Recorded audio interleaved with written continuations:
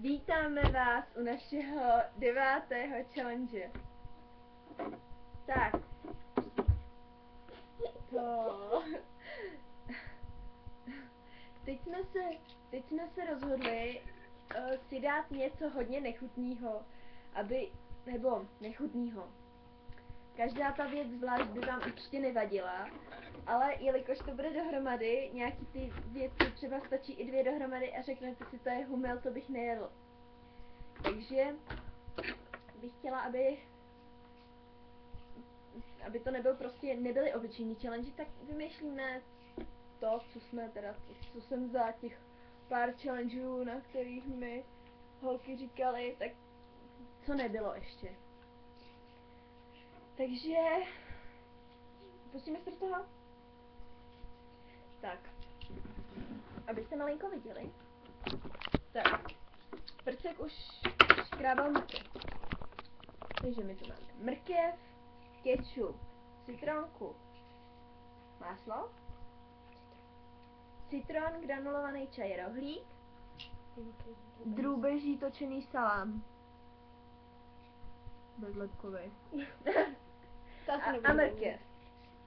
Takže bude zajímavý, třeba jsem už navrhla, že budeme jíst mrkev s kečupem, aby to pro vás bylo zajímavý a něco novýho.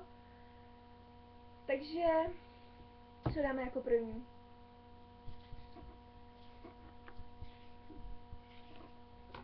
Vyklop to. Mrkev s kečupem. Tak jo, může být. Dávaj. A co? Jenom malinko, aby jsme to snědli.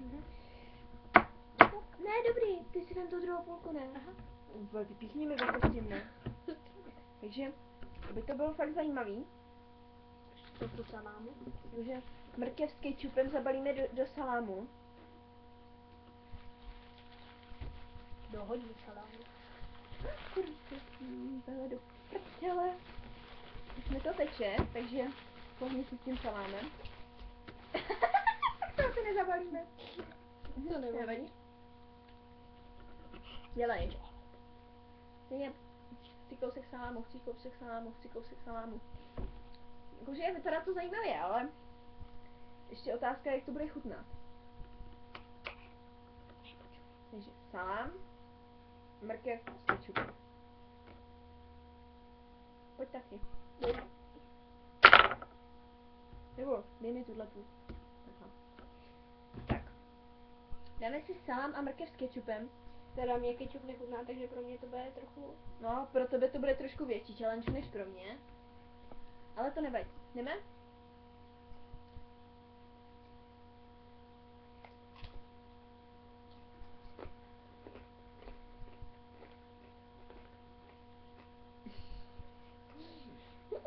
Připomnělo mi to párek v rohlíku.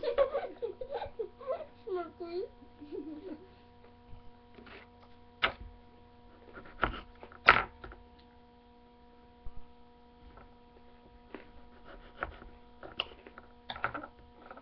Ještě kousek rohlíku.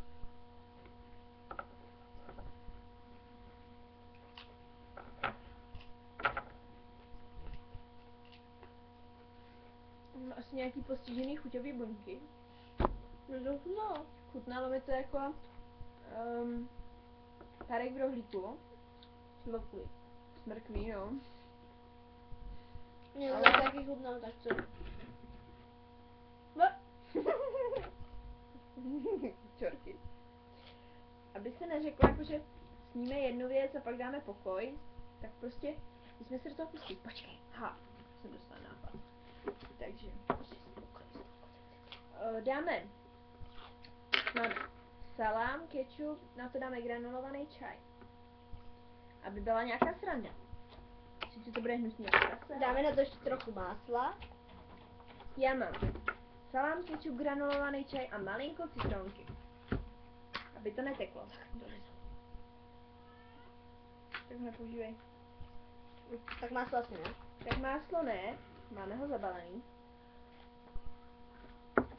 Dám trochu mrkve.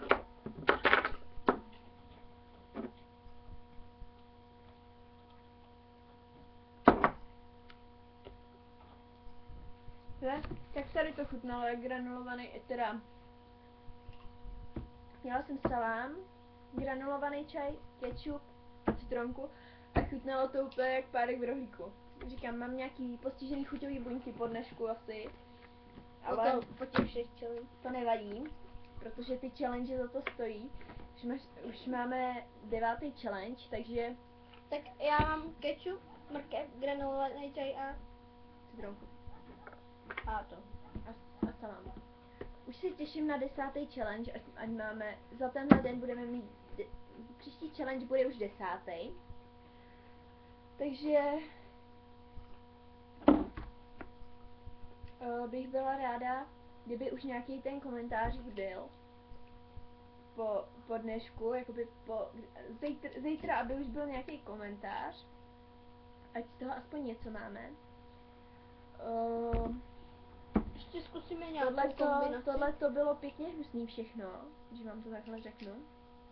Máte salám a k tomu, já nevím, mrkev, ketchup a já nevím co všechno. A ještě kakao. Ježišmarja, kakao. Oh my god. Ty jsi psychou. Kakao. Ale co? Challenge je challenge. Ketchup. Citronku. Ty píčo. Já budu muset vysávat.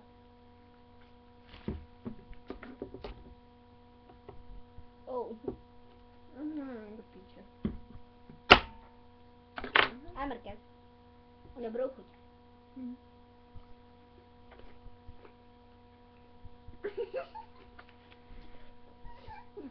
Moc. Tak salám, gránko a citronka. A mrkev.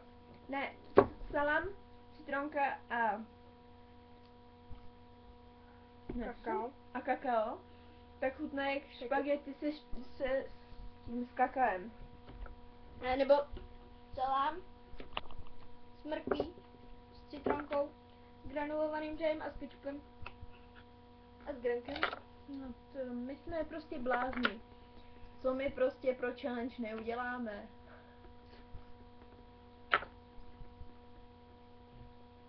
Ujdem ten kečup. Mám mrkev? Nemám mrkev. Mám mrkev nebo nemám mrkev? Asi ne. Když se na to podíváš tam. Mám mrkev, mám mrkev. Nemusím rohlíčko. Tak, a dáme si picador.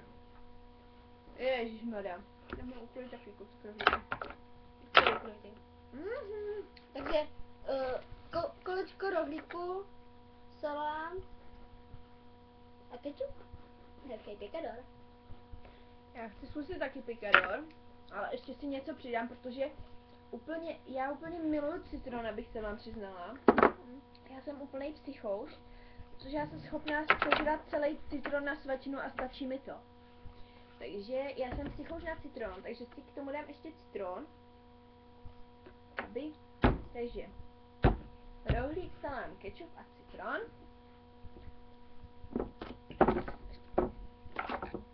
Já přemýšlím jako a mrkev. Tak tohle bude dobrá příloha. Teď už tam ta mrkev opravdu je.